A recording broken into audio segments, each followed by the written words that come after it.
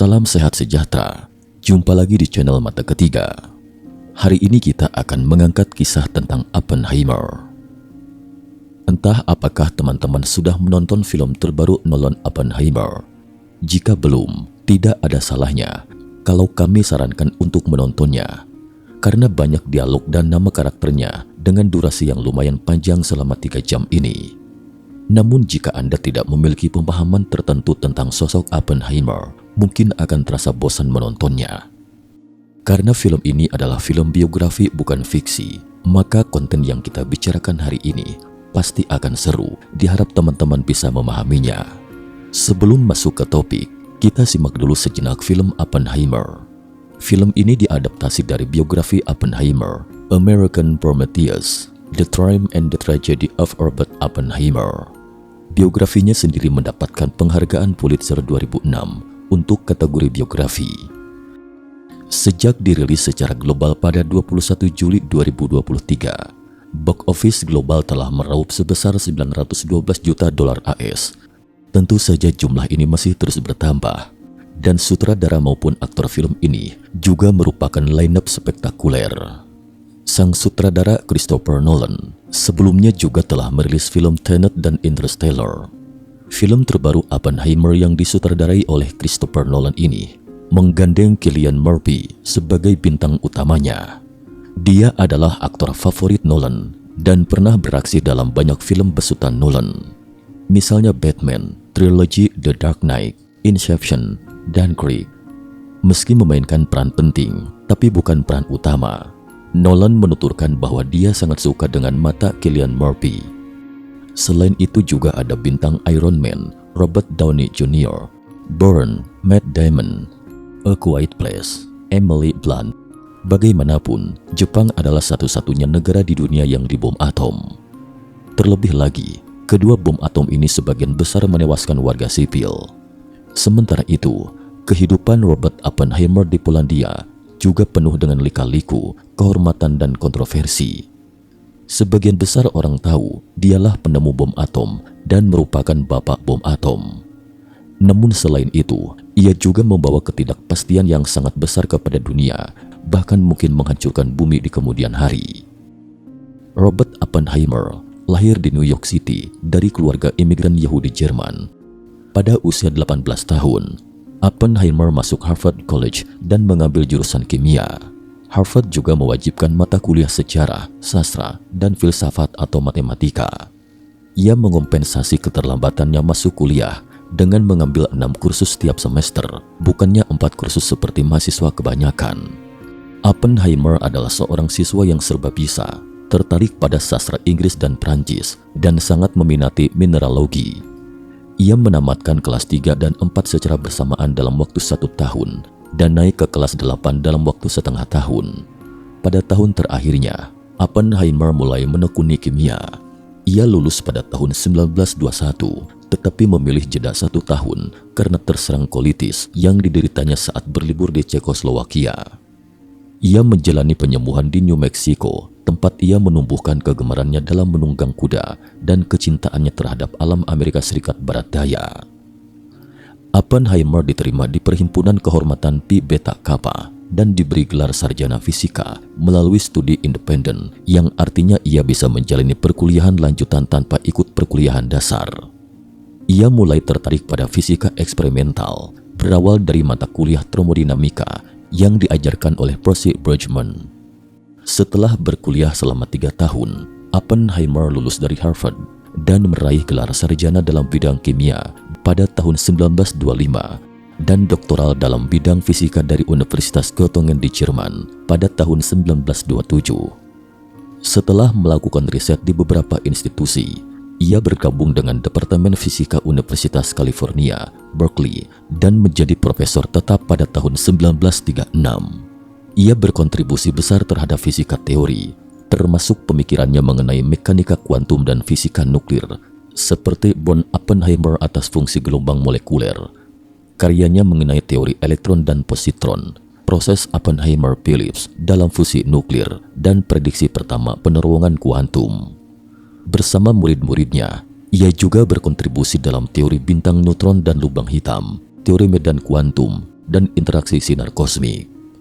Robert Oppenheimer memiliki seorang adik laki-laki bernama Frank yang juga berprofesi sebagai seorang fisikawan yang belakangan kemudian mendirikan Museum Science Exploratorium di San Francisco, AS.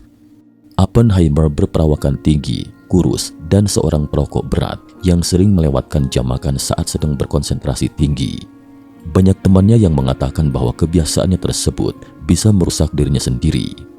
Dalam salah satu insiden, Ferguson mencoba mengalihkan perhatian Oppenheimer dari depresinya dengan mengatakan padanya bahwa dia, Ferguson, akan menikahi kekasihnya. Oppenheimer mendadak melompat ke arah Ferguson dan mencoba mencekiknya. Oppenheimer mengalami periode depresi hampir sepanjang hidupnya, dan ia pernah berkata kepada adiknya bahwa ia lebih membutuhkan fisika daripada teman. Pada 1941, Oppenheimer mengunjungi Niels Bohr di Copenhagen untuk membahas penelitian nuklir, namun ditolak. Sebuah kutipan muncul dan terngiang-ngiang bahkan hingga usai menonton film Oppenheimer. "Sekarang aku menjadi dewa kematian, penghancur dunia," kata Oppenheimer. Now I am become death, the destroyer of worlds. Kutipan dari kitab Bhagavad Gita itu secara ringkas menggambarkan Bapak bom atom Robert Oppenheimer. Kisahnya diurai selama 3 jam melalui film yang tayang di bioskop sejak 21 Juli 2023 itu. Karya fenomenal Oppenheimer mungkin lebih familiar ketimbang namanya sendiri. Bom atom buatannya digunakan Amerika Serikat untuk menyerang kota Hiroshima dan Nagasaki di Jepang pada Agustus 1945. Bagi Oppenheimer dan AS, kisah sebelum dan setelah pengeboman Hiroshima dan Nagasaki lebih dari sekedar cerita kemenangan perang. Dalam film Oppenheimer, Christopher Nolan membawa penonton menyelami kisah Robert Oppenheimer lebih dalam. Berawal dari gagasan fisi nuklir, ia menggebrak dunia dengan menciptakan bom atom, dihantui kengerian setelahnya hingga dibuang oleh negaranya sendiri yang mencurigainya sebagai mata-mata komunis selama Perang Dunia II. Pasang surut kisah hidupnya juga dimainkan lewat alunan musik hingga ilustrasi visual. Selain itu, film Oppenheimer tidak semata-mata membahas soal senjata nuklir dan bom atom dalam 3 jam penayangannya. Kehidupan ilmuwan tersebut dikuliti bukan hanya dari perspektifnya sendiri, tapi juga berdasarkan sudut pandang Ketua Komisi Energi Atom AS, Louis Strauss, diperankan Robert Downey Jr. Belakangan terungkap, Strauss punya dendam pribadi terhadap Oppenheimer. Itulah yang membuatnya berupaya keras untuk menjatuhkan reputasi Oppenheimer dengan menudingnya sebagai mata-mata komunis. Tuduhan tersebut bukan tanpa alasan. Oppenheimer memang diketahui berafiliasi erat dengan tokoh-tokoh komunis. Beberapa di antaranya yaitu adiknya, Frank, istrinya, Kathy, serta pacar sekaligus selingkuhannya, Jean Tetlock. Tidak hanya itu, meski bersikeras bahwa dirinya tidak terlibat dalam politik, ia sering menyumbang untuk pasukan di Perang Saudara Spanyol yang menghadapkan pemerintah kiri Republik Spanyol dengan pasukan pemberontak nasionalis. Sikap Oppenheimer sendiri sangat terbuka terhadap politik. Dia tidak anti atas semua keyakinan. Menurutnya, sebagai manusia tidak seharusnya bermusuhan hanya lantaran perbedaan keyakinan. Karena itulah Oppenheimer tidak anti siapapun meski beda keyakinan. Film Oppenheimer pun dibuka dengan menampilkan Oppenheimer tua yang sedang menjalani sidang dengar pendapat mengenai aktivitas politiknya. Kemudian lini masa ceritanya mundur ke era ketika Api, panggilan akrab Oppenheimer semasa muda. Oppenheimer adalah mahasiswa Universitas Cambridge yang tidak bahagia di sana. Hubungannya dengan Patrick Blackett yang menjadi mentornya di Cambridge juga buruk. Ia bahkan pernah memasukkan cairan kimia beracun ke dalam buah apel di meja kerja Blackett. Meski demikian, ia segera sadar akan perbuatannya. Diceritakan di film, saat belajar di Cambridge, Oppenheimer mengikuti salah satu kelas ilmuwan Niels Bohr. Ketertarikan Api terhadap teori fisika membuat Bohr merekomendasikannya untuk melanjutkan pendidikan di Universitas Göttingen, Jerman. Di sana, Oppenheimer bertemu sosok-sosok yang juga dikenal sejarah nantinya, termasuk Werner Heisenberg. Rupanya beberapa tahun setelah itu, Heisenberg bekerja untuk Nazi dalam proyek pengembangan bom atom mereka saat Perang Dunia II. Dirinya lalu kembali ke Amerika. dan mengajar di Universitas California usai lulus dari Göttingen. The Manhattan Project, adu senjata nuklir di Perang Dunia II. Perang Dunia II barangkali menjadi momen ketika dunia untuk pertama kalinya dihadapkan pada potensi perang senjata nuklir. Sejarah mengajarkan kita bahwa Perang Dunia II melibatkan dua aliansi militer besar. Poros termasuk Jerman, Jepang, dan Italia, dan sekutu mencakup AS, Britania Raya, Uni Soviet, Prancis, dan Republik Tiongkok. Pada 1939, Einstein dan Leo Szilard menulis surat untuk Presiden AS Franklin D. Roosevelt. Mereka memperingatkan bahwa Jerman di bawah Nazi mungkin sedang meneliti dan mengembangkan bom atom. Mereka pun merekomendasikan pemerintah AS untuk memulai program nuklirnya sendiri. Bisa dikata, Robert Oppenheimer sangat beruntung ketika itu, karena Hitler punya satu masalah, yaitu ia tidak suka mekanika kuantum. Menurut Hitler, mekanika kuantum adalah sainsnya orang Yahudi. Karena itulah, Hitler tidak mendukung penelitian mekanika kuantum. Kalaupun mau mengembangkan bom atom, bisa melalui jalur lain. Singkatnya, pantang menggunakan penelitian orang Yahudi, akibatnya membuat laju pengembangan bom atom Jerman berjalan lambat, sehingga memberi kesempatan pada Oppenheimer dan rekan-rekannya. Desakan itulah yang menjadi awal lahirnya The Manhattan Project, proyek pengembangan bom atom yang melibatkan Robert Oppenheimer. Dalam film Oppenheimer, ketika mengetahui Jerman menemukan potensi senjata nuklir, Robert Oppenheimer awalnya ragu, sebab berdasarkan teorinya, mestinya reaksi fisi nuklir mustahil terjadi. Namun hipotesisnya terbantahkan saat mahasiswanya melakukan pengujian. Fisi nuklir dapat menimbulkan reaksi berantai sehingga bom atom memang dapat diciptakan. Oppenheimer dan sejumlah ilmuwan pun langsung membayangkan prospek terburuk bom nuklir sebagai senjata baru dalam perang. Mayor Jenderal Leslie Groves yang memimpin proyek tersebut meminta Oppenheimer untuk bergabung.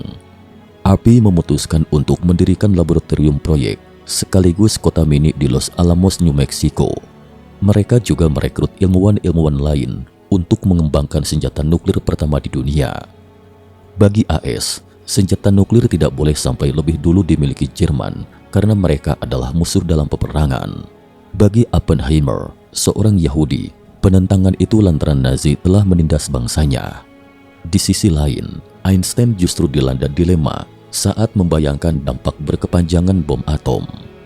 Ketika Oppenheimer mengerjakan proyek bom atom Manhattan, Einstein tidak bergabung dalam tim, tapi mereka masih saling bertukar pemikiran di film Oppenheimer.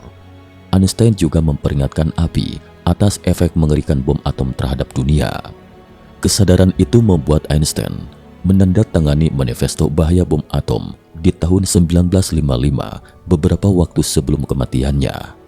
Kendati demikian, tindakannya barangkali terlambat. Bom atom sudah terlanjur dijatuhkan di Hiroshima dan Nagasaki. Beberapa tahun setelah itu, AS juga mengembangkan bom hidrogen yang ditentang oleh Oppenheimer.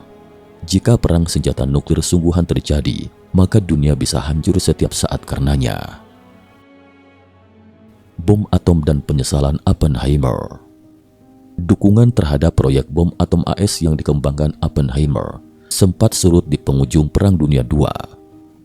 Kematian Hitler membuat banyak orang yakin perang itu seharusnya tidak berlanjut lagi. Selain itu, desas-desus bahwa jumlah korban sipil akan jauh lebih banyak membuat berbagai pihak cemas. Namun bagi API, proyek itu mesti tetap dilanjutkan karena perang belum berakhir. Alih-alih menyasar Jerman, AS memutuskan untuk menjatuhkan bom atom di Hiroshima dan Nagasaki sebagai peringatan bagi Jepang sekaligus kepada dunia betapa kuatnya kami, Amerika.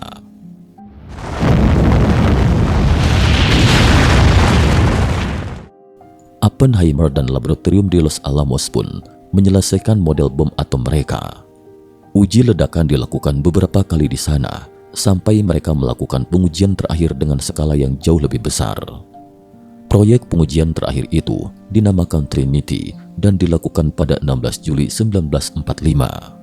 Dampaknya seperti yang dibayangkan. Terjadi ledakan cahaya yang menyilaukan, lalu keheningan mencekam, diakhiri dengan dentuman besar dan menghancurkan.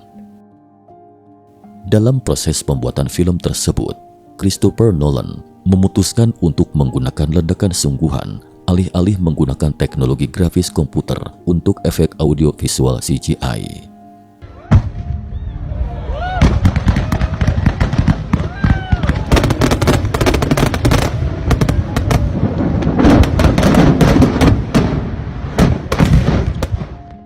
Penonton dibawa pada kesunyian, menyesakan selama nyaris semenit saat bom Trinity meledakkan cahaya, lalu disusul dentuman keras. Trinity menjadi proyeksi ledakan bom atom yang akhirnya terjadi di Hiroshima dan Nagasaki. Bom atom itu menjadi salah satu kenangan terburuk sejarah dunia. Film buatan Christopher Nolan itu tidak menunjukkan detik-detik nyata ketika AS menjatuhkan bom atom di Hiroshima dan Nagasaki pada Agustus 1945. Akhir-akhir ini, masyarakat Jepang juga protes di media sosial terhadap film Oppenheimer dan tren julukan Barbenheimer, gabungan antara film Barbie dan Oppenheimer yang dirilis di tanggal bersamaan. Menurut mereka, Oppenheimer buruk dan tidak menghargai sejarah kelam negara mereka. Memang bom atom tersebut menimbulkan dampak yang masif bagi Jepang, terutama karena kebanyakan korbannya adalah masyarakat sipil. Ratusan ribu orang tewas dan mengalami cacat permanen akibat senjata atom itu. Christopher Nolan tidak menampikan adegan itu lebih karena Oppenheimer memang tidak tahu persis dampak karyanya pada saat kejadian. Ia hanya mendengarkan pengumuman bahwa bom telah dijatuhkan melalui siaran radio. Dalam film itu, Nolan menunjukkan bagaimana perasaan bangga dan lega sang ilmuwan yang berangsur-angsur menjadi kengerian dan teror. Ketika ilmuwan itu menyampaikan pidato kesuksesannya di Los Alamos, ia seperti melihat visualisasi atas dampak bom atom terhadap umat manusia di depan matanya. Robert Oppenheimer pun menyadari satu hal, ia telah menciptakan senjata pemusnah umat manusia. Oppenheimer mungkin tidak pernah meminta maaf atas ciptaannya yang mematikan, tapi ia terus dihantui bayangan akibat bom atom buatannya. Ledakan cahaya besar yang mencekam sebelum ledakan sesungguhnya, kulit-kulit manusia yang mengelupas, jasad yang gosong, efek kimiawi beracun yang bertahan lama pada korbannya. Namun di film Oppenheimer, Strauss menekankan bahwa api pada akhirnya memutuskan untuk berkompromi dengan dosa besarnya itu. Ia menerima julukan sebagai penemu bom atom dan hidup dengan ketenaran atas status itu. Kendati demikian, ilmuwan itu tidak lantas mendukung gagasan bom hidrogen dari sejawatnya, Edward Teller, yang hendak dikembangkan AS usai kesuksesan bom atomnya. Menurut Abi, bom hidrogen memiliki daya hancur yang lebih mematikan ketimbang bom atom dan bakal menimbulkan lebih banyak korban, namun masukannya diabaikan. Setelah namanya dikenal sebagai Bapak Bom Atom, kepada Presiden AS, Oppenheimer pernah mengatakan, "Aku bisa merasakan darah di tanganku." Film ini mungkin rumit bagi sebagian orang, tapi alih-alih sekadar film science fiction edgy, kita bisa melihat film ini sebagai refleksi sejarah dunia. Oppenheimer adalah film tentang pertentangan antara ilmu dan moral. Ia mengisahkan penciptaan karya ilmiah besar yang pada akhirnya membuka babak baru kehancuran dunia. Nah teman-teman, inilah sepenggal kisah tentang Api alias Robert Oppenheimer. Bagi teman-teman yang tertarik, bisa menyaksikannya di bioskop. Percayalah, nonton filmnya jauh lebih seru ketimbang lewat cerita ini. Sekian dan terima kasih atas perhatiannya.